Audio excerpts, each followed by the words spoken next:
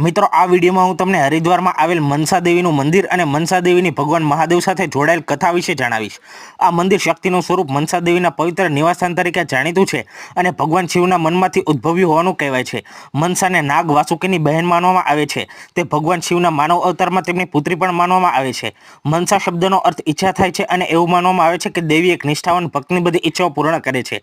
આ વિશે એક લોકકથા છે। એકવાર મનસા એક સામાન્ય છોકરી જે તેના વાલીઓ પાસેથી તેના સંપૂર્ણ સત્ય વિશે અજાણ હતી, તેણે ભગવાન શિવને મળવાનું અને તેમને તેના સત્ય વિશે પૂછવાનું નક્કી કર્યું। પછી ભગવાન શિવને મળવા માટે તે સાધના માટે બેઠી અને વર્ષોની આધ્યાત્મિક કસરત પછી તેને ભગવાન શિવને મળવાનું અને તેમની પાસેથી તેના સત્યને સ્પષ્ટ કરવાનું સૌભાગ્ય મળ્યું। પોતાનું સત્ય શીખ્યા પછી તેણીએ વિશ્વ કલ્યાણની દેવીની શક્તિઓ પ્રાપ્ત થઈ।